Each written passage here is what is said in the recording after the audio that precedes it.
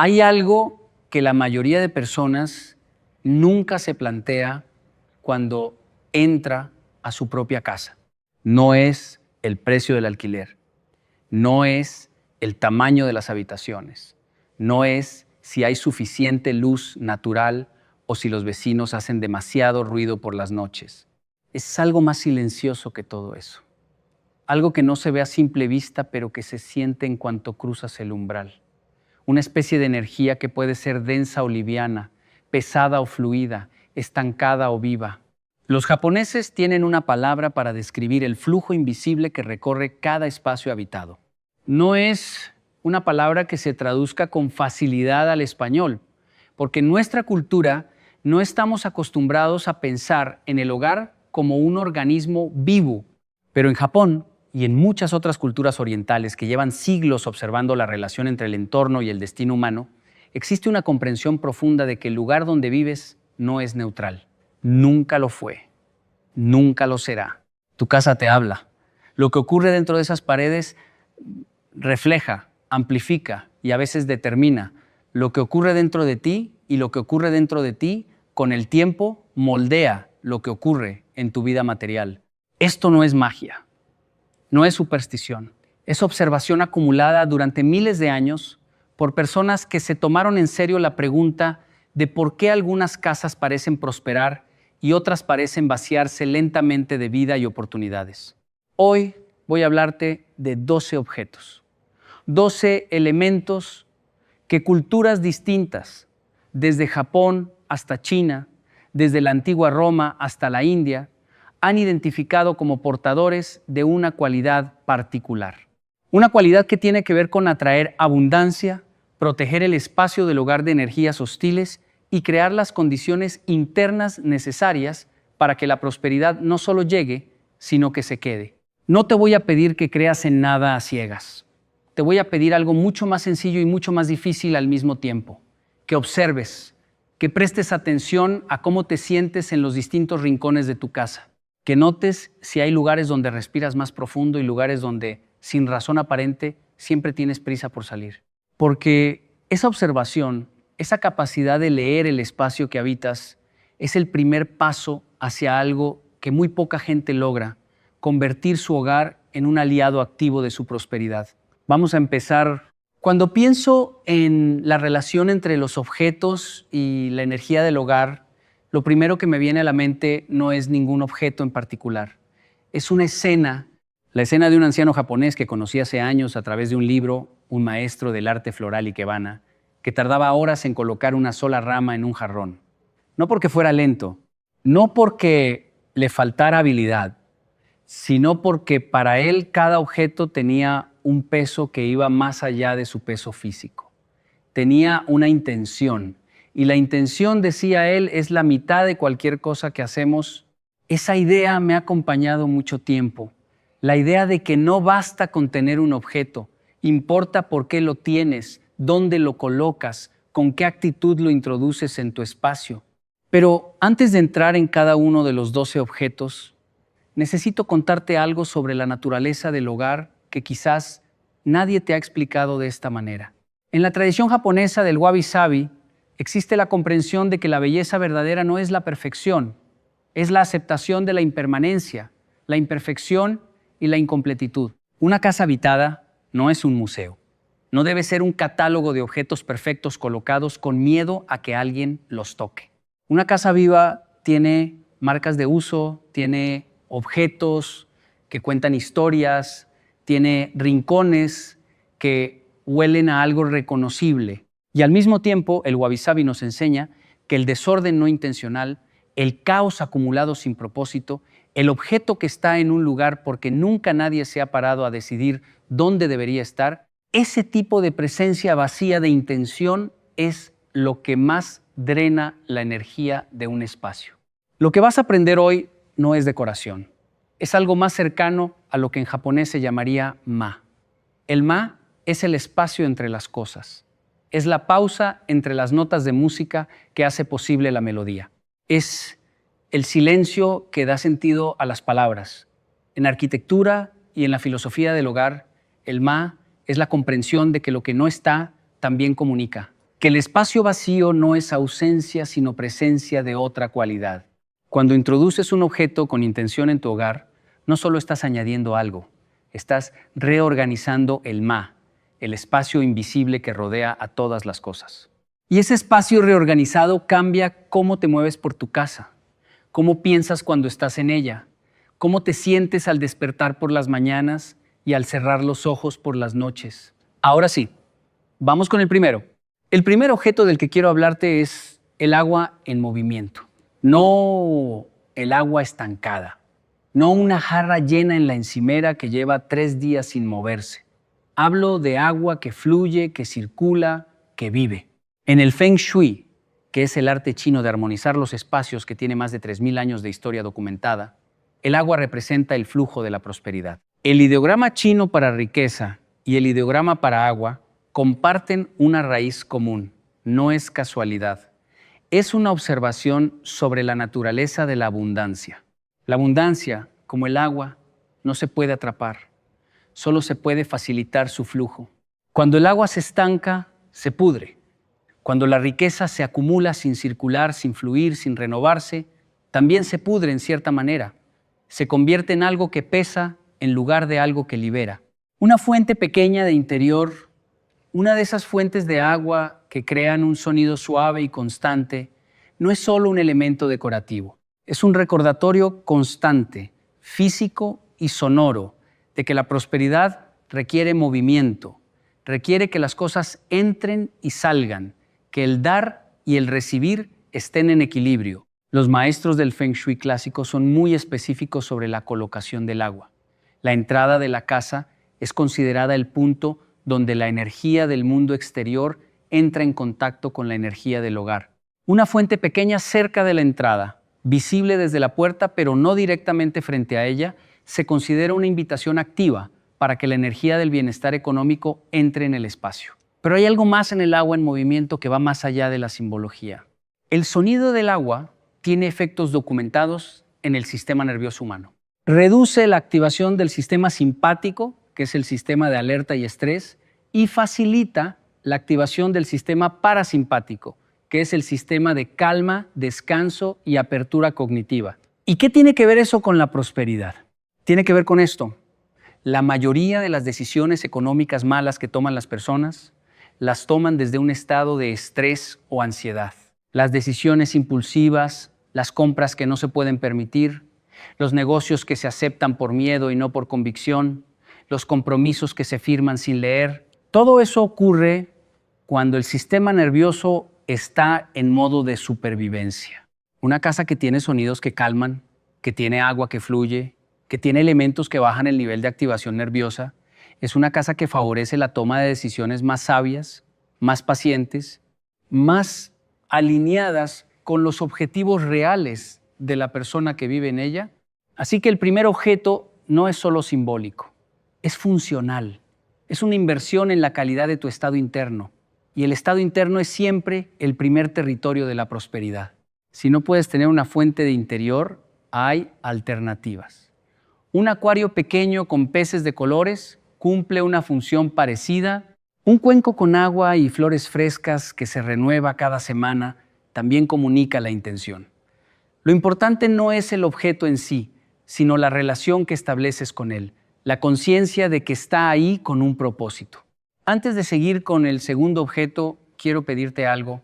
Si este video está resonando contigo, si sientes que hay algo en estas ideas que toca una parte de ti que normalmente no suele atender, escribe ahora mismo en los comentarios la frase «Mi casa es mi aliada».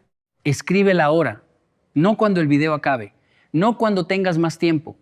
Ahora, mientras esto está fresco en ti, porque hay algo poderoso en el acto de declarar algo en voz alta o en este caso por escrito ante otros. Es una forma de compromiso con uno mismo. Es decirle al universo y a tu propia mente que has decidido ver tu hogar de una manera diferente. Mi casa es mi aliada. Escríbelo en los comentarios antes de que se te olvide. Bien, vamos con el segundo objeto. La planta viva, no la planta artificial, no la planta de plástico que se ve perfecta pero que no respira, no crece, no cambia con las estaciones, no necesita cuidado. La planta viva, la que requiere que te acuerdes de ella, que le prestes atención, que le des agua y luz y una mirada de vez en cuando. En la filosofía japonesa del Shinrin-yoku, que se traduce aproximadamente como baño de bosque, la conexión con lo vegetal vivo tiene efectos profundos en la psicología humana. Estudios realizados en universidades japonesas han medido cómo la presencia de plantas en interiores reduce los niveles de cortisol, mejora la concentración, aumenta la sensación de bienestar y disminuye los síntomas de ansiedad. Pero en la tradición del hogar próspero, la planta viva tiene también una dimensión simbólica que va más allá de los beneficios medibles. Una planta que crece es una manifestación visible y continua de que algo vive y prospera bajo tu cuidado.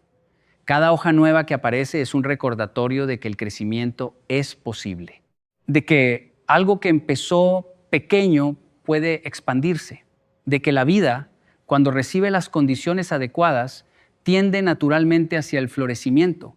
Hay plantas que en distintas tradiciones culturales se asocian específicamente con la prosperidad material. La más conocida en Occidente probablemente sea el árbol de jade, la crásula ovata, que en China se llama directamente árbol del dinero, porque sus hojas carnosas y redondeadas se asemejan a las monedas de jade que se usaban en la antigüedad. Pero en la tradición Feng Shui más profunda, lo que importa no es tanto la especie de la planta, sino su estado. Una planta saludable, verde, en crecimiento activo, comunica abundancia de vida. Una planta medio muerta, con hojas amarillas que nadie ha retirado, con tierra reseca que lleva semanas sin agua, comunica descuido, y el descuido en el espacio exterior refleja, amplifica y a veces genera descuido en el espacio interior. Hay un principio que en japonés se expresa con la palabra manote no monogatari, que podría traducirse como la historia que cuentan las manos que cuidan. Lo que cuidas dice quién eres, y quién eres determina lo que puedes atraer a tu vida. Una persona que cuida su planta con constancia, que nota cuando le falta agua, que poda las hojas muertas, que busca el mejor ángulo de luz para que crezca bien, esa persona está practicando algo que va más allá de la jardinería de interior. Está practicando la atención sostenida, la presencia, el cuidado como forma de vida. Y esas mismas cualidades, la atención, la presencia, el cuidado constante, son exactamente las que hacen próspera a una persona en cualquier área de su vida. Coloca tu planta donde la veas a menudo. No la escondas en un rincón porque queda bien en la foto. Ponla en un lugar donde su presencia te recuerde todos los días que bajo tu cuidado las cosas crecen. El tercer objeto que quiero contarte tiene miles de años y ha estado presente en culturas que nunca tuvieron contacto entre sí, lo cual, en mi opinión, es siempre una señal de que estamos hablando de algo que toca una verdad universal. Hablo de la campana de viento, o en su versión japonesa, el furin. El furin es una pequeña campana de vidrio, metal o cerámica que se cuelga en lugares donde puede ser movida por la brisa. Su sonido es delicado, casi imperceptible si no prestas atención. Pero cuando lo escuchas, tiene la cualidad extraña de detener el tiempo por un instante. En Japón, el furin es un símbolo del verano. Su tintineo suave se asocia con la frescura en los días de calor, pero su función en la filosofía del hogar va mucho más allá de la estética estacional. Las campanas, en prácticamente todas las tradiciones espirituales del mundo, tienen la función de clarificar el espacio sonoro. En los templos budistas y sintoístas, las campanas no se tocan simplemente por tradición.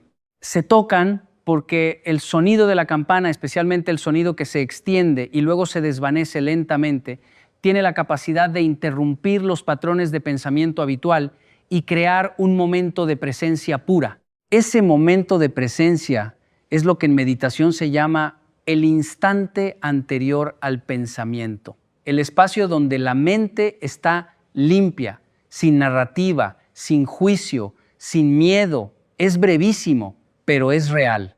Y en ese espacio, la sabiduría que normalmente está sepultada bajo la capa de pensamientos compulsivos puede surgir. ¿Qué tiene que ver eso con la riqueza y la protección? Tiene que ver con esto.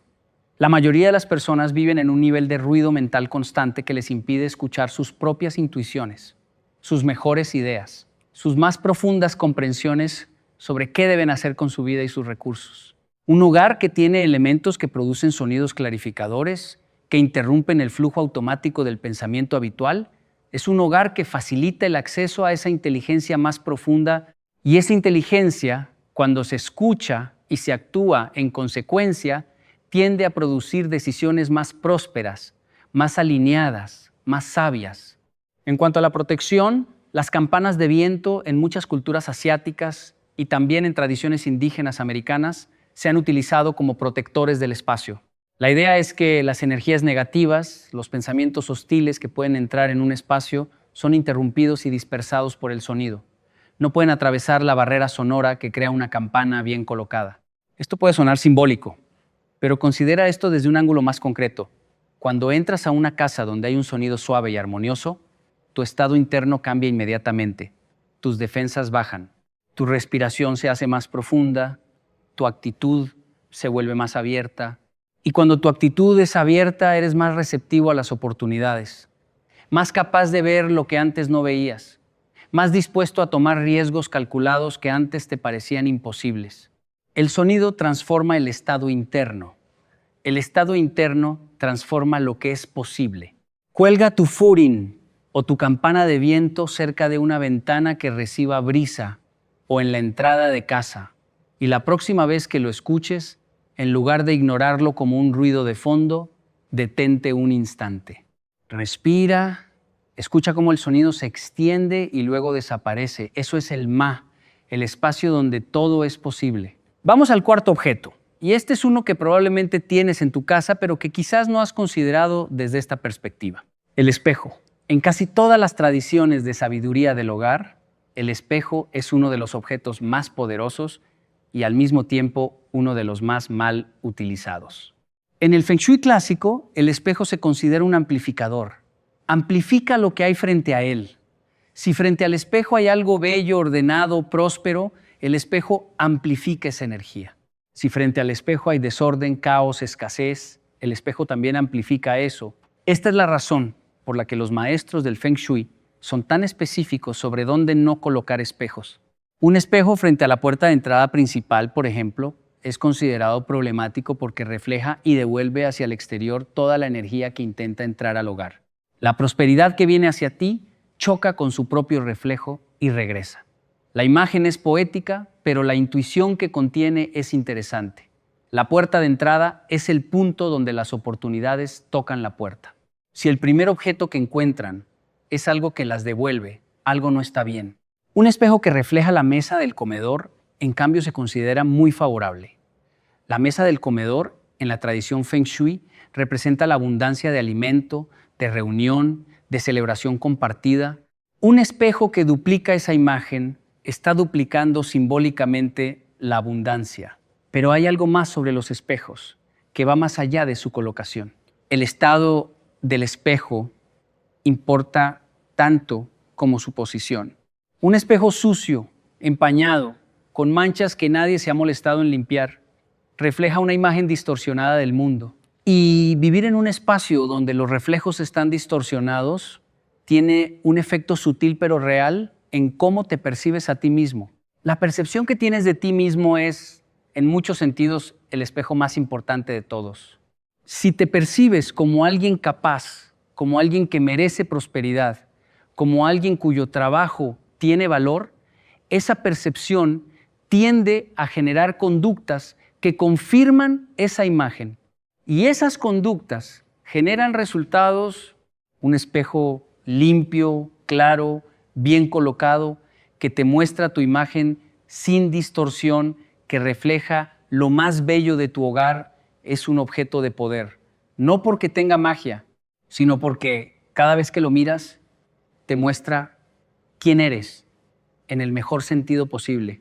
La tradición japonesa del mise-en-scène del hogar, que es el arte de componer el espacio visual de una habitación como si fuera una escena de teatro o de cine, los espejos se usan para crear profundidad, para hacer que los espacios pequeños parezcan respirar, para capturar la luz natural y distribuirla por rincones que de otra manera estarían en sombra. La luz es riqueza. La oscuridad es contracción.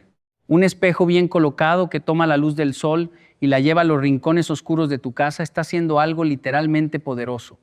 Está distribuyendo riqueza de manera equitativa por todo el espacio. Revisa los espejos de tu casa. ¿Están limpios? ¿Qué reflejan? ¿Amplifican lo que quieres amplificar? Si no, hoy mismo tienes la oportunidad de cambiar eso. El quinto objeto del que quiero hablarte es uno que en Occidente asociamos principalmente con la relajación o con los rituales espirituales, pero que en la tradición del hogar próspero tiene una función mucho más específica y concreta. Hablo del incienso y los aromas intencionados. Las civilizaciones antiguas lo sabían antes de que la neurociencia pudiera explicarlo. El olfato es el sentido más directamente conectado con el sistema límbico, que es la parte del cerebro donde se procesan las emociones y donde se almacenan los recuerdos más profundos. Un aroma puede cambiarte el estado de ánimo en segundos, puede evocarte un recuerdo que tenías completamente olvidado, puede hacerte sentir en peligro o completamente a salvo, puede abrir tu mente o cerrarla. En Japón existe una tradición llamada Kodo, que se traduce como el camino del incienso, y que es considerada una de las artes refinadas junto al ikebana y a la ceremonia del té. El Kodo no es simplemente quemar incienso, es la práctica de escuchar con la nariz, de prestar atención plena al aroma como si fuera música, de dejarse transformar por él. Los maestros del Kodo distinguen docenas de variedades de madera aromática, cada una con cualidades distintas, y esa distinción no es caprichosa. Cada aroma tiene efectos reales y documentados en el sistema nervioso y en los patrones de pensamiento. El sándalo, por ejemplo, se ha utilizado durante siglos en rituales de prosperidad en India y en el sureste asiático, porque su aroma tiene la capacidad de crear una sensación de seguridad y arraigo que abre la mente a posibilidades que el estado de ansiedad bloquea sistemáticamente. No puedes recibir abundancia desde el miedo. El sándalo ayuda a disolver ese miedo. El jazmín se ha asociado en muchas culturas con la atracción. No solo la atracción romántica, sino la capacidad general de atraer hacia uno lo que se desea. En términos neurológicos, el jazmín estimula la producción de ciertos neurotransmisores que aumentan la sensación de valor personal y de merecimiento. Y el merecimiento, como cualquiera que haya trabajado su psicología sabe, es una de las barreras más comunes entre la persona que eres y la prosperidad que reclamas querer. Si no te sientes merecedor de la riqueza en algún nivel profundo, subconsciente, no importa cuánto trabajes, la riqueza se va a escurrir entre tus dedos una y otra vez porque hay una parte de ti que cree que no le pertenece.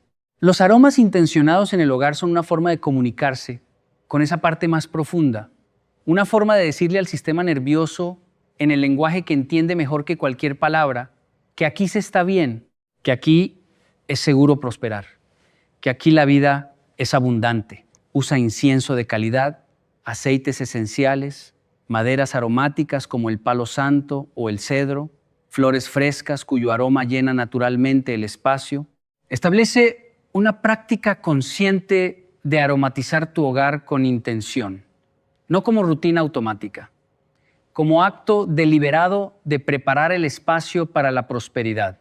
Y mientras el aroma llena tu casa, detente un momento, respira profundo y deja que esa sensación de bienestar, que es real, que no es imaginaria, se instale en cada rincón de ti. Antes de continuar con los siguientes objetos, tengo que mencionarte algo que creo que puede cambiar significativamente la profundidad con la que puedes trabajar estos principios en tu vida. En la descripción de este video encontrarás unos ebooks que he preparado con mucho cuidado. No son recopilaciones de información genérica que puedes encontrar en cualquier blog. Son guías prácticas, trabajadas, que van mucho más allá de lo que puedo contarte en un video. Hablan de la filosofía del hogar próspero desde sus raíces más profundas, con ejercicios concretos, con prácticas diarias, con una comprensión de la psicología de la abundancia que raramente encontrarás reunida en un solo lugar. Si lo que estás escuchando hoy te resuena, esos ebooks son el siguiente paso natural. No el paso de leerlos y olvidarlos, el paso de trabajarlos, de subrayarlos, de volver a ellos, de aplicar lo que contienen de manera sistemática. Mira la descripción. La inversión es pequeña comparada con lo que un cambio real en tu relación con el dinero y con tu hogar puede significar para tu vida. Continuemos. El sexto objeto que quiero contarte es uno que muchas personas ya tienen en sus casas, pero que casi nadie utiliza de manera consciente: la piedra o el cristal natural. La Tierra tiene 4.500 millones de años. Las piedras que la componen llevan en proceso de formación ese mismo tiempo. Cuando sostienes una piedra en la mano, incluso la más sencilla, estás sosteniendo algo que existió mucho antes de que los seres humanos caminaran por este planeta y que existirá mucho después de que todos nosotros nos hayamos ido. Hay algo profundamente humillante y liberador en esa perspectiva. Humillante porque recuerda lo pequeño que es cualquier problema que tengamos. Liberador porque sugiere que existe algo en este universo mucho más sólido y permanente que nuestras preocupaciones del momento. En la geología energética, que es la disciplina que estudia las propiedades vibracionales de los minerales, hay décadas de trabajo documentado sobre cómo distintos cristales y piedras interactúan con el campo electromagnético humano y con el campo electromagnético de los espacios. Pero más allá de cualquier explicación científica o pseudocientífica, hay algo muy concreto que una piedra bien elegida puede hacer en tu hogar. Puede ser un ancla. Un ancla es un objeto que te recuerda algo importante cada vez que lo ves o lo tocas. Los marinos usaban el símbolo del ancla precisamente porque un barco sin ancla, en aguas abiertas con viento y corriente, no puede detenerse donde quiere. Va a donde lo llevan las fuerzas del entorno. Una persona sin anclas internas, sin recordatorios de sus valores, de sus intenciones, de lo que realmente importa, también va a donde la llevan las fuerzas del entorno, las fuerzas del miedo, de la comparación, de la presión social, del consumo compulsivo que promete prosperidad pero entrega deuda. Una piedra en tu escritorio, una que has elegido conscientemente, una a la que has asignado un significado específico, puede ser esa ancla, puede ser el objeto que cada vez que lo ves te recuerda: yo sé lo que quiero, yo sé hacia dónde voy, yo tengo las raíces suficientemente profundas para no ser arrastrado. Las tradiciones sobre qué piedras específicas favorecen la prosperidad son muchas y variadas. El cuarzo citrino, de color amarillo dorado, es quizás el más universalmente asociado con la abundancia material y la claridad mental necesaria para generarla. La pirita, con su brillo metálico dorado, ha sido llamada el oro de los tontos, por los que no sabían reconocer su valor, pero en la tradición de la prosperidad se considera un imán para la energía económica. El aventurina verde se asocia con la buena suerte en el sentido más profundo del término. No la suerte como capricho del azar, sino como la capacidad de ver y aprovechar las oportunidades que otros no pueden ver. Pero no necesitas ir a buscar piedras exóticas o caras. Una piedra del río, perfectamente lisa, de ese color gris azulado que tienen los cantos rodados que llevan siglos siendo pulidos por el agua, puede ser el objeto más poderoso de tu hogar si la has recogido con atención y le has asignado una intención clara. La intención, siempre la intención. El séptimo objeto del que voy a hablarte es probablemente el más subestimado de todos, el más olvidado en la conversación sobre prosperidad y al mismo tiempo, en mi experiencia, el que mayor impacto inmediato tiene en la sensación de bienestar y abundancia dentro de un hogar. Hablo de la luz intencionada, no la luz de las bombillas fluorescentes que imitan el día a cualquier hora, no la luz artificial y plana que hace que todas las superficies parezcan iguales y que tus ojos nunca descansen de verdad. Hablo de la luz que tiene temperatura, que tiene dirección, que crea zonas de claridad y zonas de sombra, como la hace la luz natural. En Japón, la estética de la luz ha sido una preocupación central de la arquitectura y el diseño de interiores durante siglos. El escritor Junichiro Tanizaki escribió un ensayo llamado El elogio de la sombra, que es considerado uno de los textos más importantes sobre estética japonesa y que trata precisamente sobre esto, sobre la belleza que solo puede existir en la relación entre la luz y la oscuridad. En Occidente tenemos una tendencia a querer iluminarlo todo, a llenar cada rincón de luz hasta que no quede ninguna sombra.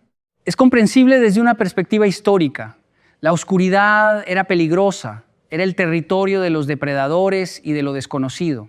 Pero en ese impulso de iluminarlo todo, también hemos perdido algo. Hemos perdido la capacidad de descansar la vista, de enfocar la atención en lo que realmente importa porque todo tiene la misma intensidad lumínica, de crear en el hogar esa calidad de recogimiento que en inglés se llama cozy y que en danés se llama hige y que los japoneses expresan con el concepto de amae, la sensación de calidez segura que se siente cuando estás en el lugar exacto donde debes estar. Una vela, por ejemplo, es uno de los objetos más poderosos que puedes tener en tu hogar desde la perspectiva de la luz intencionada. La llama de una vela es biológicamente irresistible para el ojo humano. Nuestros cerebros evolucionaron durante cientos de miles de años alrededor del fuego. El fuego era calor, seguridad, comunidad, el lugar donde los relatos se contaban y los vínculos se creaban. Cuando ves una llama, algo en tu sistema nervioso más antiguo reconoce ese lenguaje y responde relajándose, abriéndose, recordando que aquí se está bien. Enciende una vela con intención, no como decoración, no porque queda bonita en la foto. Enciéndela como un acto deliberado de crear un tipo específico de luz en tu espacio.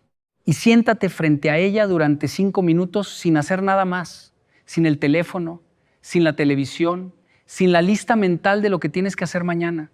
Solo la llama, solo tú, solo ese diálogo antiguo y silencioso entre el fuego y la parte de ti que tiene siglos de historia en la sangre. Eso no es espiritualidad esotérica, es neurología. Es el reconocimiento de que tu sistema nervioso funciona mejor cuando le das lo que genuinamente necesita. Y lo que necesita, entre otras cosas, es ese tipo de luz que tiene temperatura y movimiento y la impredecibilidad viva de algo que respira. Desde la perspectiva de la protección, el fuego ha sido considerado en todas las culturas como un agente purificador. El calor destruye aquello que no debería estar. La llama transforma. Lo que entra en el fuego no sale igual.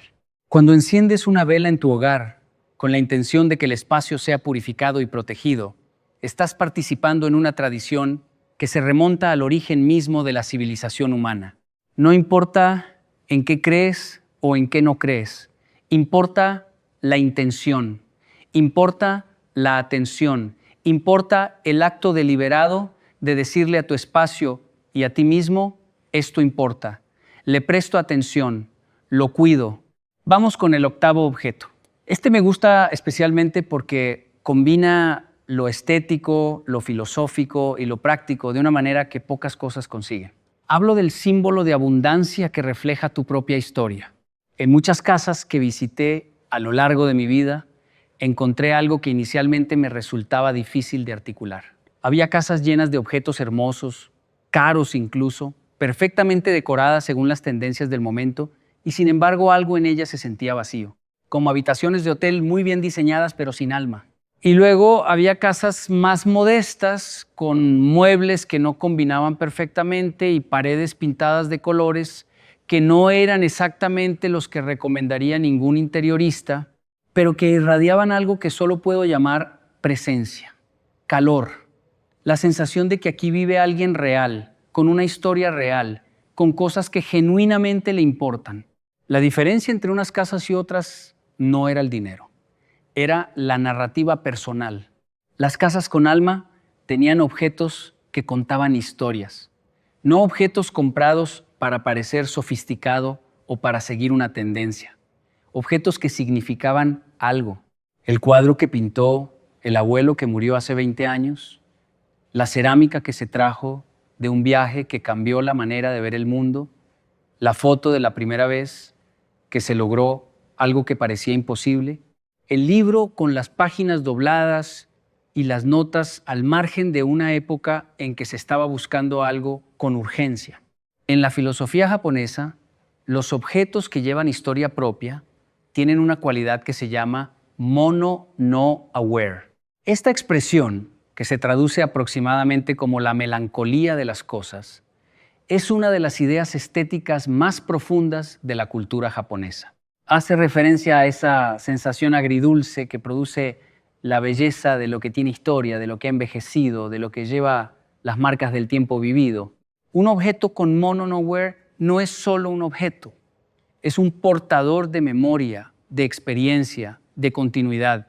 Y esa continuidad, ese sentido de que venimos de algo y vamos hacia algo y que nuestra historia tiene coherencia, es una de las bases más sólidas de la prosperidad psicológica. Las personas que tienen claro quiénes son y de dónde vienen, que tienen un sentido sólido de continuidad narrativa de su propia vida, toman decisiones económicas más coherentes. Se permiten esperar por lo correcto en lugar de aceptar lo primero que llega. Se permiten decir no a lo que no les sirve porque tienen suficiente base interior para aguantar la incomodidad transitoria de renunciar a algo.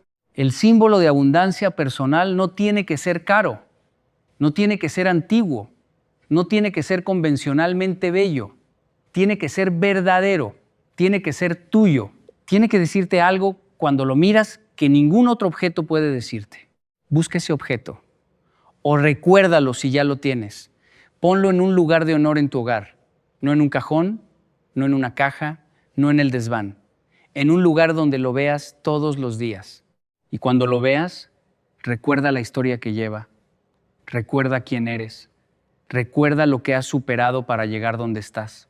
Eso es prosperidad también, no solo la que está por venir, la que ya está. Llegamos al noveno objeto y este es uno que tiene una presencia muy concreta en la tradición japonesa y también en tradiciones africanas, indígenas y mediterráneas, el objeto protector de la entrada. En Japón, los templos sintoístas tienen a sus lados figuras de animales guardianes. Los perros leones, llamados komainu, están siempre colocados en pares. Uno tiene la boca abierta, uno tiene la boca cerrada. El que tiene la boca abierta pronuncia el primer sonido del universo. El que tiene la boca cerrada guarda el último. Juntos representan el ciclo completo de la existencia y su presencia en la entrada del templo comunica: aquí el espacio está protegido. Aquí no entran fuerzas que no hayan sido invitadas. En la tradición del hogar, esta idea del guardián de la entrada tiene equivalentes en prácticamente todas las culturas. En el Mediterráneo, el ojo de Nazar, ese amuleto de vidrio azul con forma de ojo, se coloca en las entradas de las casas para devolver la mirada de la envidia, que en muchas culturas mediterráneas se considera una fuerza real capaz de dañar la prosperidad de una familia. En muchas tradiciones africanas y afrodescendientes, plantas específicas colocadas junto a la puerta de entrada tienen la función de filtrar qué energías pueden entrar y cuáles no. En el norte de Europa, las runas se tallaban en los umbrales de las casas para proteger a los habitantes de lo que viniera de fuera. En India, los rangoli, esos diseños geométricos de colores vivos que se dibujan en el suelo frente a la entrada de las casas, tienen además de su función estética una función protectora y de bienvenida para la prosperidad. Lo que todas estas tradiciones comparten es la comprensión de que la entrada de la casa es un umbral, una membrana entre el mundo exterior, que es vasto, impredecible y no siempre amigable, y el mundo interior del hogar, que debe ser un espacio de seguridad, crecimiento y abundancia. Cuidar esa membrana, dotarla de objetos con intención protectora, es una forma de tomar responsabilidad activa sobre la calidad energética de tu hogar.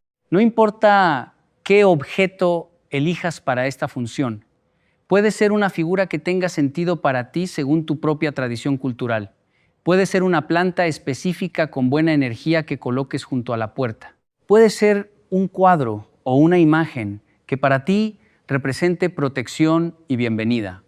Puede ser simplemente asegurarte de que el área de la entrada de tu casa esté siempre limpia, bien iluminada, ordenada, sin la acumulación de zapatos y paraguas y abrigos que crean un caos que es lo primero que te recibe cuando llegas a casa. Porque ese caos que te recibe en la entrada no es neutro. Es lo primero que tu sistema nervioso procesa cuando llegas a tu hogar. Si lo primero que ves es desorden, tu cerebro recibe el mensaje de desorden antes de haber cruzado completamente el umbral. Y ese mensaje tiñe tu estado interno para el resto de la tarde, de la noche, del tiempo que pasas en tu espacio. Cuida la entrada. Ponla en el centro de tu atención cuando pienses en cómo mejorar tu hogar, porque la entrada es la primera conversación que tu casa tiene contigo cada día. El 10º objeto del que quiero hablarte conecta de manera directa con uno de los principios más fundamentales de la filosofía japonesa, el principio del espacio vacío como forma de plenitud. Hablo del cuenco o recipiente vacío. Esto puede parecer paradójico a primera vista. ¿Cómo va a atraer riqueza algo que está vacío? ¿No es la riqueza precisamente lo contrario del vacío? Para entender esto necesitas cambiar un poco la perspectiva.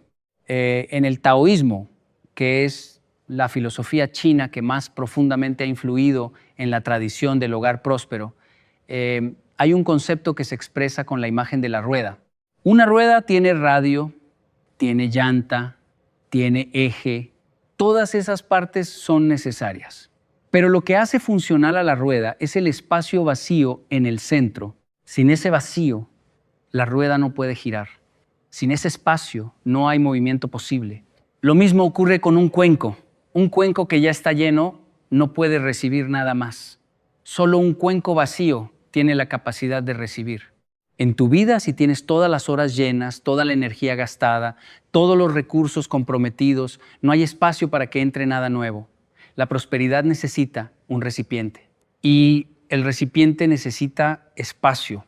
Un cuenco hermoso, elegido con cuidado, colocado en un lugar prominente de tu hogar, vacío intencionalmente, es un símbolo físico de tu disposición a recibir.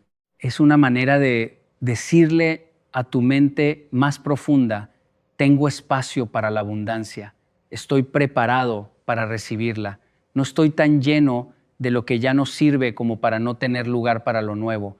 En muchas tradiciones asiáticas, el cuenco vacío se coloca en el espacio de prosperidad del hogar, que según el Bagua del Feng Shui, se encuentra en la esquina sureste de cualquier habitación o de la casa en general. Se puede llenar simbólicamente con monedas, con arroz, con piedras de prosperidad, pero también se puede dejar completamente vacío como declaración de apertura. Lo que importa, una vez más, es la intención con la que colocas el objeto, la conciencia de lo que significa, el diálogo silencioso que estableces con él cada vez que lo ves.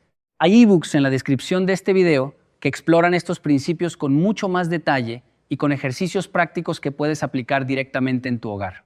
Si llevas tiempo queriendo hacer un cambio real en tu relación con la prosperidad, con el dinero, con la abundancia, y no solo leer sobre ello, sino practicarlo de manera sistemática, esos recursos pueden ser exactamente lo que necesitas. Míralos. Están pensados para personas que se toman esto en serio. Vamos al 11º objeto. Y este es el que más me gusta explicar porque es el que más sorprende a la gente. El espejo de agua o la superficie reflectante natural, distinto del espejo convencional del que hablamos antes, este objeto específico tiene su origen en las tradiciones de jardinería y diseño de espacios al aire libre japoneses, pero que puede adaptarse perfectamente al interior del hogar. En los jardines japoneses, el estanque no es simplemente un elemento decorativo acuático. Es un espejo horizontal. Refleja el cielo, los árboles, las nubes, duplica el mundo hacia arriba. Crea la ilusión de que el jardín se extiende más allá de sus fronteras físicas porque el reflejo en el agua lleva la vista hacia abajo y hacia un mundo paralelo. Esta idea del mundo duplicado hacia abajo, del cielo que también existe en la tierra, del arriba que se encuentra con el abajo, es profundamente simbólica en la tradición taoísta y también en muchas tradiciones chamánicas que hablan del mundo de arriba y el mundo de abajo como dos dimensiones de la misma realidad. Pero más allá de la simbología, hay algo muy concreto que una superficie reflectante de agua hace en un espacio interior. Una bandeja baja, de madera oscura o de cerámica, llena de agua tranquila, con quizás algunos pétalos de flor flotando sobre la superficie, con 1 o 2 velas que se reflejan en el agua, creando esa duplicación de la llama, transforma completamente la calidad visual y sensorial de cualquier espacio. El ojo humano responde al reflejo del agua de manera diferente a como responde a cualquier otra superficie. Hay un estudio fascinante de la Universidad de Sussex que demostró que el cerebro humano procesa las imágenes reflejadas en agua con una activación diferencial en las áreas asociadas con la creatividad y la contemplación, distintas a las que se activan cuando procesamos imágenes directas. La reflexión en agua activa el pensamiento contemplativo. Y el pensamiento contemplativo, la capacidad de detenerse, de observar, de ver más allá de la superficie inmediata de las cosas, es una de las facultades más asociadas con la inteligencia financiera y estratégica. Las personas que toman las mejores decisiones económicas en el largo plazo no son necesariamente las más inteligentes en términos convencionales. Son las que pueden ver más lejos, las que pueden contemplar las consecuencias de sus acciones antes de tomarlas, las que no son arrastradas por el momentum de las circunstancias, sino que tienen la capacidad de detenerse y elegir. Un hogar que tiene elementos que favorecen el pensamiento contemplativo es un hogar que favorece este tipo de inteligencia. El 12º objeto, el último, es quizás el más sencillo y al mismo tiempo el que más trabajo interior requiere. Hablo del espacio limpio y conscientemente vacío. No un rincón olvidado, no un espacio vacío porque no has tenido tiempo de poner nada. Un espacio que has elegido deliberadamente dejar sin llenar. Un espacio al que le has dado el regalo del vacío intencionado. Esto se conecta con el concepto japonés de ma del que hablamos al principio. El espacio entre las cosas que da sentido a las cosas. La pausa entre las notas que hace posible la música. El silencio entre las palabras que permite que las palabras sean escuchadas. En un mundo que constantemente te anima a llenar, a comprar más, a tener más, a acumular más, a consumir más, a llenar cada minuto con contenido y cada espacio con objetos, elegir deliberadamente. No llenar un rincón es un acto de resistencia cultural y es también una declaración de confianza. La confianza de que no necesitas llenarlo todo para sentirte completo. La confianza de que el vacío no es carencia. La confianza de que el espacio que dejas libre no lo estás perdiendo, sino que lo estás reservando para algo que todavía no ha llegado, pero que está en camino. Esta es, en el fondo, la filosofía que subyace a todos los 12 objetos de los que hemos hablado hoy. No se trata de acumular amuletos, no se trata de decorar con símbolos de buena suerte y esperar que la riqueza aparezca como por arte de magia. Se trata de crear un entorno que refleje y amplifique tu mejor versión, un entorno que te recuerde todos los días quién decides ser, un entorno que hable el lenguaje de la abundancia no como posesión, sino como estado de ser. Hay una diferencia fundamental entre la persona que tiene mucho y la persona que es próspera. La persona que tiene mucho puede haberlo acumulado desde el miedo, desde la escasez, desde la necesidad de demostrar algo. La persona próspera, la que realmente lo es, tiene una relación diferente con lo que posee. Lo tiene con gratitud, lo cuida, lo comparte. Sabe que lo que tiene es una extensión de quien es, no una sustitución de quien no se siente. Y eso, esa prosperidad interior, que se refleja en cómo vives tu espacio, en la calidad de atención que le prestas a tu hogar, en la intención con la que introduces cada objeto en el espacio donde vives, eso no lo puede dar ningún amuleto. Lo puedes revelar, sí. Puede ser el recordatorio externo de algo que ya está en ti. Puede ser el espejo que te muestra una imagen más clara de lo que ya eres. Pero el trabajo interior, el verdadero trabajo de convertirte en alguien cuya vida es próspera, ese trabajo ocurre dentro y siempre comienza en el lugar donde eres más tú mismo. En el lugar donde cierras la puerta al mundo y te quedas solo con lo que realmente importa, en tu casa. Antes de seguir, quiero decirte algo sobre esos ebooks que tienes en la descripción. El que más me importa que veas es el que trabaja específicamente la psicología de la abundancia desde el interior hacia el exterior. Hay una práctica diaria en él de menos de 20 minutos que en poco tiempo cambia la relación que tienes con el dinero a un nivel que a veces sorprende incluso a los más escépticos. No es promesa vacía. Es una metodología trabajada durante años. Si estás leyendo la descripción ahora mismo, considera ese ebook. Es posible que sea el mejor dinero que hayas invertido en mucho tiempo. Hay algo que no te he dicho todavía y que creo que es importante. Todo lo que hemos hablado hoy tiene un hilo conductor que no siempre se nombra explícitamente en estas conversaciones sobre el hogar y la prosperidad. Y ese hilo conductor es este. La prosperidad no empieza cuando tienes dinero, empieza cuando tratas como si ya lo tuvieras el espacio donde vives. Esto puede sonar a truco mental, a wishful thinking, a esa versión superficial de la ley de atracción que dice que si lo piensas suficiente, el universo lo materializará. No es eso lo que estoy diciendo. Lo que estoy diciendo es esto. Las personas que cuidan su hogar aunque sea pequeño, que mantienen sus espacios limpios y ordenados aunque tengan poco, que introducen elementos de belleza y significado aunque su presupuesto sea limitado, esas personas están practicando una forma de relación con su vida que tiene consecuencias reales y verificables.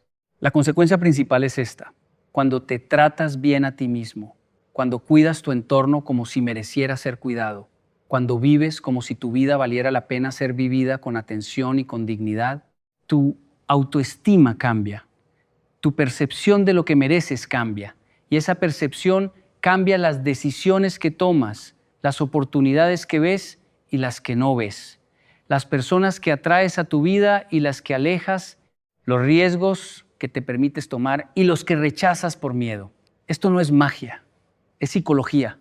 Y la psicología, cuando se aplica con consistencia en la dirección correcta, produce resultados que desde afuera pueden parecer mágicos, pero que desde adentro tienen toda la lógica del mundo. Así que cuando vuelvas a casa hoy, o mañana, o cuando termine este video, te propongo algo concreto. Entra a tu casa como si fuera la primera vez que la ves. No con los ojos de la costumbre, que ya no ven nada porque todo está catalogado como familiar y por lo tanto invisible. Entra con la mirada fresca de alguien que acaba de llegar de un largo viaje y que ve el espacio sin los filtros del hábito. ¿Qué es lo primero que sientes? ¿Qué te recibe? ¿Qué dice ese espacio sobre quien lo habita? ¿Qué te gustaría cambiar? ¿Que ya está bien, quizás mejor de lo que habitualmente reconoces? Esa observación honesta, sin juicio pero sin condescendencia tampoco, es el primer paso del trabajo real. Hablemos ahora de algo que no suele mencionarse en los videos sobre prosperidad y hogar, pero que para mí es fundamental: la relación entre el orden y la libertad. Hay una idea muy extendida, especialmente entre las personas creativas, de que el desorden es una señal de mente activa, de que la persona organizada y la persona creativa son tipos psicológicos opuestos y que elegir el orden es de alguna manera traicionar la espontaneidad, el flujo, la vida que no puede ser domesticada. Esta idea es, en mi opinión, profundamente equivocada. Y la evidencia más convincente contra ella la encontré no en ningún libro de psicología, sino en los estudios sobre los hábitos de trabajo de las personas más creativas e innovadoras a lo largo de la historia. Charles Darwin tenía una rutina de trabajo rigurosa y un estudio impecablemente organizado. Sus especímenes, sus notas, sus libros, todo tenía un lugar preciso. Esa organización, en lugar de limitar su pensamiento, lo liberaba.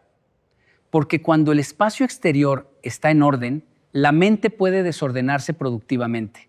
Puede asociar ideas libremente sin gastar energía en gestionar el caos del entorno. Hay estudios recientes de la Universidad de Minnesota que muestran que las personas que trabajan en espacios ordenados generan menos opciones creativas en pruebas de lluvia de ideas, pero las opciones que generan son significativamente más relevantes y más ejecutables. Las personas que trabajan en espacios caóticos generan más asociaciones, pero la mayoría son inutilizables. En otras palabras, el orden no mata la creatividad, mejora la calidad de la creatividad. Y en términos de prosperidad, la calidad de las ideas y las decisiones importa mucho más que la cantidad. El Kaizen, esa filosofía japonesa de la mejora continua y gradual, se aplica también aquí. No necesitas transformar tu casa en un día. No necesitas vaciarte de todos tus objetos en un fin de semana. Puedes empezar por un cajón, por una superficie, por el área de la entrada de la que hablamos antes. Un pequeño cambio real y sostenido vale infinitamente más que una gran transformación de un solo día que se deshace en 2 semanas porque no ha sido integrada gradualmente. La filosofía del Kaizen nos enseña que el camino hacia la prosperidad no es un salto, es una serie de pasos pequeños, cada uno sólido, cada uno construido sobre el anterior, cada uno en la dirección correcta. ¿Cuál es el paso más pequeño que podrías dar hoy en tu hogar en dirección a lo que has escuchado hoy? No el más ambicioso, el más pequeño, el que podrías hacer en los próximos 30 minutos si quisieras. Eso es lo que te propongo que decidas antes de que este video acabe. Hay algo más que quiero compartir contigo sobre el 12º objeto del que hablamos, el espacio vacío, porque creo que merece más desarrollo del que le di. En la arquitectura tradicional japonesa, específicamente en el diseño de las casas de té que fueron creadas para la ceremonia del Chado, hay un principio que el arquitecto y maestro del té Rikyū estableció con precisión hace más de 4 siglos. El principio es este: la sala de té debe ser tan pequeña que no haya lugar para que entre nada innecesario, física o emocionalmente. Rikyū diseñó salas de té tan pequeñas que para entrar en ellas había que agacharse. El niwa, la puerta de entrada, era tan baja que incluso los señores feudales, los samuráis, con sus espadas y sus armaduras, debían doblar la rodilla y bajar la cabeza para entrar. Esto no era un accidente, era una declaración. Al entrar a la sala de té, todos son iguales. Todos dejan afuera el estatus, el poder, las armas, las pretensiones. Solo se entra con lo que realmente se es.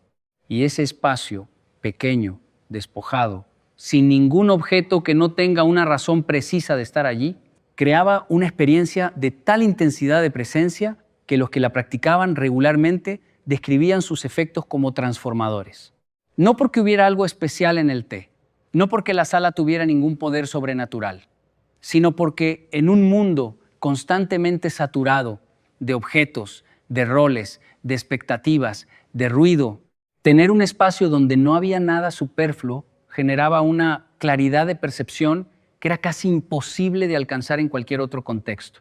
Esa claridad de percepción, ese estado de presencia pura sin el ruido habitual, es donde nacen las mejores decisiones, las más sabias, las más alineadas con lo que realmente se quiere y con lo que realmente se es. No te pido que construyas una sala de té, te pido que consideres si hay un rincón de tu hogar que pueda tener esa cualidad, un espacio donde intencionalmente no haya nada innecesario, donde vayas cuando necesites pensar con claridad, donde el vacío sea el anfitrión y tu mente sea el invitado. Ese rincón puede ser el transformador más poderoso de tu hogar. No a pesar de que esté vacío, precisamente porque lo está. Quiero hablar ahora de la relación entre estos 12 objetos.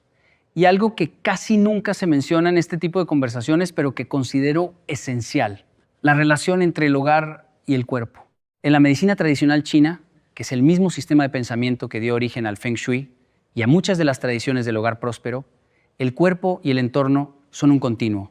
No hay separación real entre el estado físico de la persona y el estado físico del espacio que habita. Si tu cuerpo está en tensión crónica, ese estado de tensión se refleja en cómo organizas tu espacio, en los objetos que acumulas, en los que no puedes tirar, en el desorden que toleran sin que te perturbe, porque el desorden externo se corresponde con un desorden interno al que ya te has acostumbrado. Y en sentido contrario, un espacio que cambia empieza a cambiar también el cuerpo que lo habita, no de manera milagrosa, de manera gradual, acumulativa, real. Cuando limpias tu espacio, limpias también algo en ti, no como metáfora, como hecho verificable en tu propio sistema nervioso. Esto es lo que la tradición japonesa del Soji, la limpieza como práctica espiritual, lleva siglos sabiendo. El Soji no es simplemente barrer el suelo o limpiar las ventanas, es una práctica de atención, de cuidado, de relación consciente con el espacio que habitas. Cuando en los templos zen, los monjes pasan horas limpiando espacios que ya están perfectamente limpios, no están haciendo algo inútil, están practicando la presencia, están cultivando la atención que luego aplicarán a cualquier cosa que hagan. Están manteniendo una relación viva con su entorno en lugar de tratarlo como fondo neutro e invisible. ¿Cuándo fue la última vez que limpiaste tu casa no como tarea, sino como práctica, con atención plena? Con la conciencia de que cada superficie que limpias está comunicando algo sobre cómo valoras el espacio que te contiene. Esta no es una pregunta retórica, es una invitación real. Prueba algo esta semana. Elige un espacio de tu casa y límpialo lentamente, con atención completa, sin música de fondo, ni podcast, ni ningún otro estímulo. Solo tú, el trapo, la superficie, el movimiento, y observa qué pasa en tu mente durante ese tiempo, qué pensamientos surgen, qué se aclara, qué se disuelve. Es posible que te sorprenda lo que aparece en el espacio que crea ese tipo de atención. Déjame contarte algo sobre la conexión entre la protección del hogar y la protección del estado interno.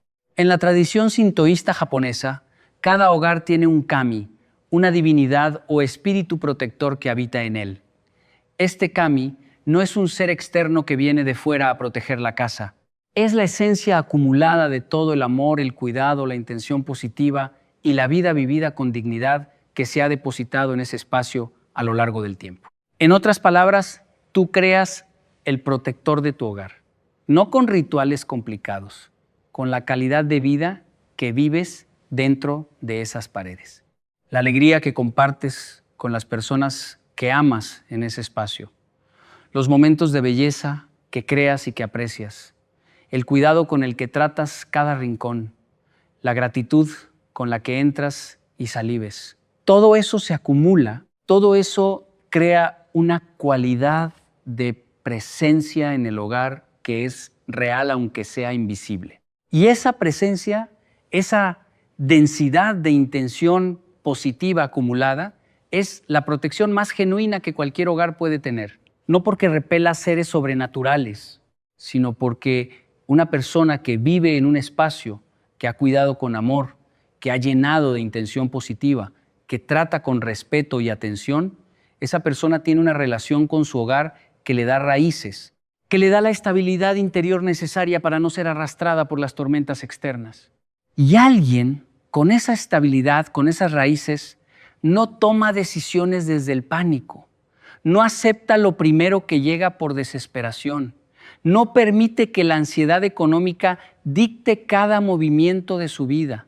Eso es protección real, la que viene de adentro, la que construyes tú mismo, con cada acto consciente de cuidado de tu espacio. Hay algo que quiero que te lleves de este video que va más allá de los 12 objetos.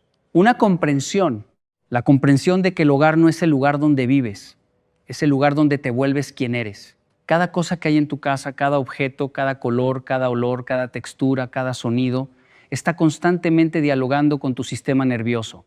Está constantemente enviando mensajes a la parte de ti que no piensa en palabras, sino en sensaciones, que no razona, sino que siente. Y esa parte, la que siente, es la que en última instancia determina la mayoría de tus decisiones, incluidas las económicas. Por eso los objetos importan. No porque tengan poderes mágicos, sino porque son interlocutores permanentes de la parte más profunda de tu psicología. Y esos interlocutores pueden estar diciéndote cosas que te ayudan a prosperar o cosas que te mantienen en el mismo lugar. Puedes elegir qué te dicen tus objetos. Puedes elegir con qué interlocutores te rodeas.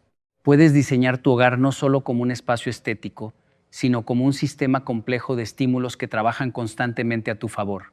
Eso es lo que las tradiciones del hogar próspero han sabido siempre. Y lo que hoy, con un poco de atención y de intención, tú puedes comenzar a practicar. Los ebooks en la descripción van mucho más a fondo en todo esto.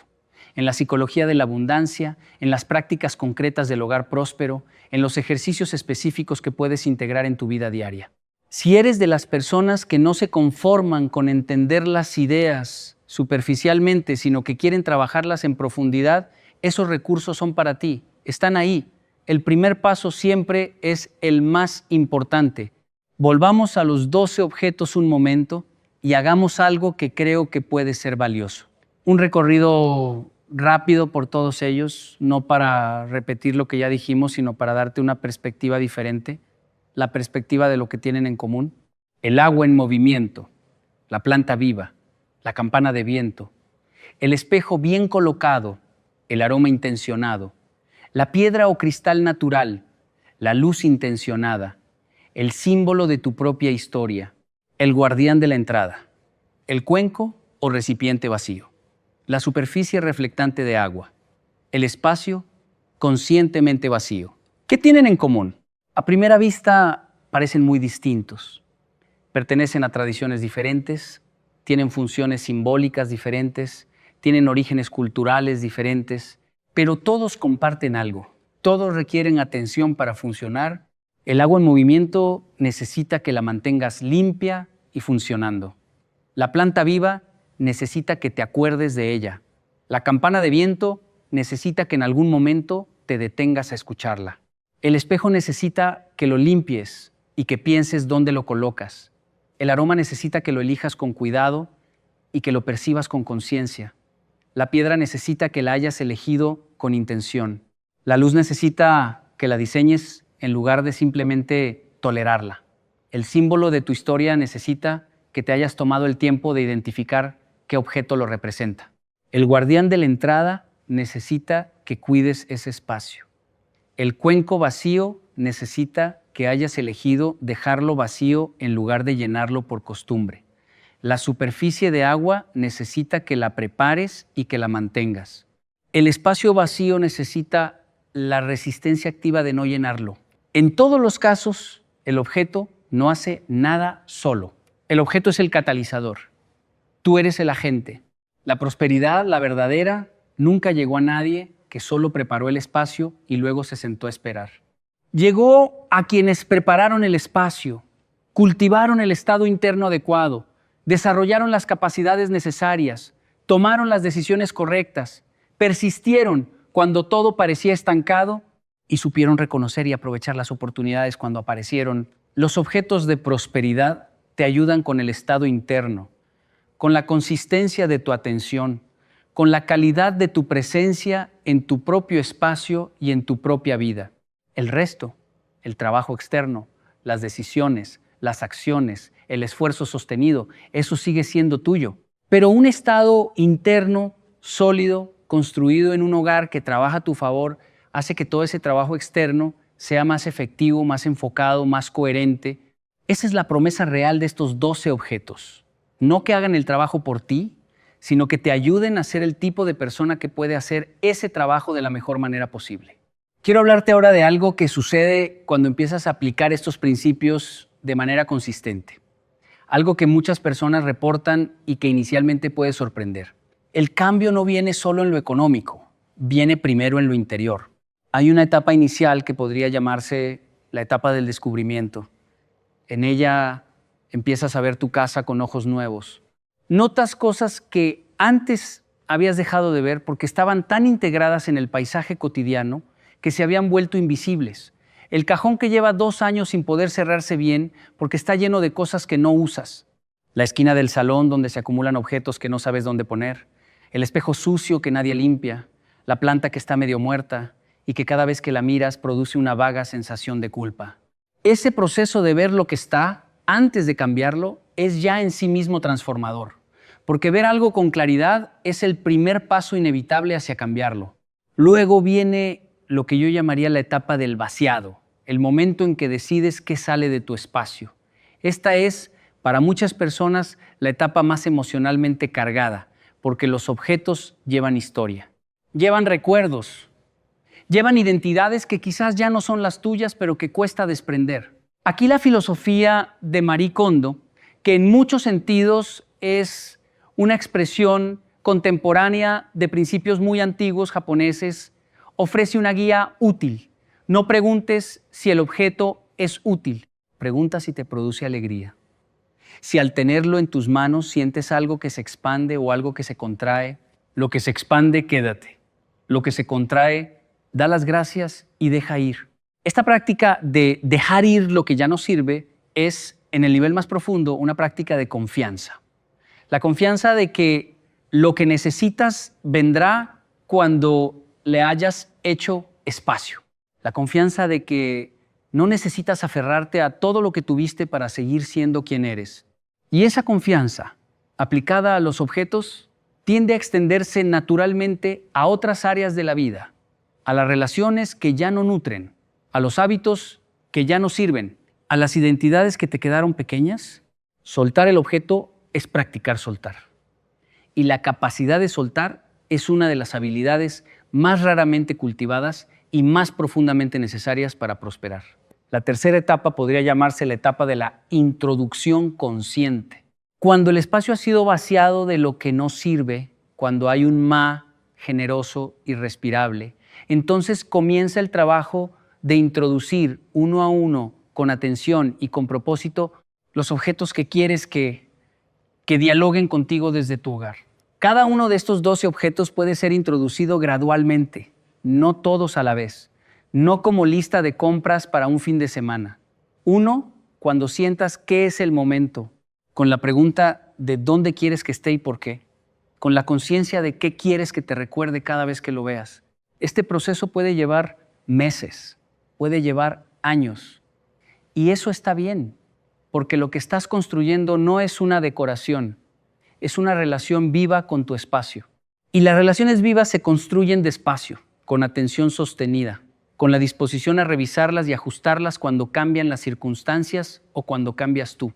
Porque tú cambias y tu hogar debe cambiar contigo.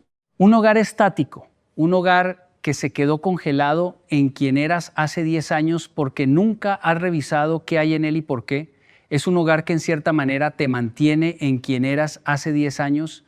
Los objetos son anclajes también en ese sentido. Pueden anclarte en el pasado si no los revisas con regularidad. El ritual de revisar tu espacio con periodicidad, de preguntarte si lo que hay en él todavía refleja quién eres y quién quieres ser, es una práctica de higiene energética que ninguna cultura tradicional ha ignorado. En muchas tradiciones orientales, la llegada del Año Nuevo es el momento para esta revisión. Se limpia la casa de arriba abajo, no solo físicamente, sino energéticamente. Se descarta lo viejo, se da la bienvenida a lo nuevo. Es un ritual de renovación que tiene tanto sentido desde la perspectiva psicológica moderna como lo tuvo siempre desde la perspectiva cultural. Pero no tienes que esperar al Año Nuevo para hacer esta revisión. Puedes hacerla cuando lo decidas, cuando sientas que algo en tu espacio ya no vibra como debería. Cuando hay una pesadez que no puedes explicar racionalmente, pero que se siente real, esa pesadez casi siempre tiene una fuente concreta. Y cuando te tomas el tiempo de buscarla, de mirar con honestidad qué hay en tu espacio que ya no debería estar, suele encontrarse. Quiero hablarte del espacio más importante de todos los espacios en tu hogar y que raramente aparece en estos videos. El espacio donde duermes. La tradición japonesa del hogar ha sabido siempre que el sueño no es una interrupción de la vida, es la mitad de la vida.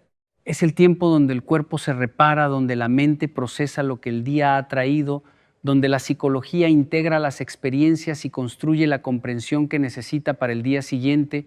Un espacio de sueño bien cuidado no es un lujo, es una inversión en la calidad de cada hora de vigilia que sigue. En la filosofía del hogar próspero, el dormitorio tiene reglas específicas. La más importante de todas es un espacio sagrado para el descanso y para la intimidad. Nada más, sin pantallas. O con pantallas que desaparecen mucho antes de dormir, sin trabajo, sin documentos que revisar, sin la energía del estrés laboral que se cuela entre las sábanas y contamina el sueño. Un dormitorio que está limpio, que tiene la temperatura adecuada, que está oscuro cuando debe estar oscuro, que huele bien, que tiene superficies despejadas, que no tiene objetos que irradien tensión o preocupación. Ese dormitorio hace que el sueño sea reparador en lugar de simplemente largo. Y el descanso reparador, el tipo de descanso que te levanta con más energía de la que tenías cuando te acostaste, es uno de los factores más directamente relacionados con la capacidad cognitiva, emocional y creativa del día siguiente. La persona que duerme bien toma mejores decisiones, ve más oportunidades, tiene más paciencia para esperar lo correcto, tiene más energía para perseguir lo que importa, tiene más resistencia cuando las cosas se ponen difíciles, En la cadena de la prosperidad, el sueño es uno de los eslabones más ignorados y más determinantes. Cuida tu dormitorio como cuidas tu cocina o tu salón, quizás más, porque nadie prospera de verdad desde el agotamiento crónico. Los ebooks que te he mencionado incluyen una sección sobre el entorno de sueño que va mucho más allá de lo que he podido decir aquí, con prácticas concretas, con la fundamentación de por qué funcionan, con la evidencia de que quienes las aplican reportan cambios significativos no solo en la calidad del sueño, sino en la calidad de vida en general. Están en la descripción. Si esto es algo que quieres mejorar en tu vida, son un buen lugar para empezar. Vamos hacia el final de este video y quiero dejarte con algo que creo que es el corazón de todo lo que hemos hablado. Una pregunta, no una pregunta que tenga respuesta fácil, una pregunta para sentarse con ella, para dejarla trabajar en ti durante días o semanas si es necesario, porque las mejores preguntas no se responden, se viven. La pregunta es esta. Si tu casa pudiera hablar, ¿qué diría sobre ti? No sobre quién quieres ser, sobre quién eres ahora mismo. Lo que hay en tus paredes, lo que hay en tus cajones, lo que hay en el suelo junto a la puerta que llevas semanas esquivando, lo que hay en el fondo del armario, lo que hay en la encimera de la cocina, lo que hay sobre tu mesita de noche. Si todo eso pudiera hablar, ¿qué historia contaría? ¿La historia de alguien que está construyendo algo o la historia de alguien que está aguantando algo? ¿La historia de alguien que se cuida o la historia de alguien que se tiene pendiente de cuidarse cuando tenga más tiempo o más dinero o menos estrés o cuando llegue el momento adecuado que nunca termina de llegar? ¿La historia de alguien que vive en el presente o la historia de alguien que vive en un pasado de objetos que ya no sirven o en un futuro de planes que nunca se concretan? Esta pregunta, tomada en serio, puede ser el inicio de una de las transformaciones más profundas que hayas experimentado. No porque cambiar objetos cambie la vida, sino porque mirar honestamente lo que hay en tu espacio te pone cara a cara con una verdad sobre ti mismo que a veces cuesta mirar, pero que siempre vale la pena. La verdad de quién eres ahora mismo. Y desde esa verdad, desde ese punto de honestidad radical sobre el punto de partida, se puede construir cualquier cosa. Incluso la vida próspera, bella, significativa, protegida y abundante que sientes que podría ser tuya. No porque el universo te la deba, sino porque tú te comprometes a construirla objeto a objeto, elección a elección, día a día, en el espacio más sagrado que tienes, en tu casa. Gracias por estar aquí hasta el final de este video.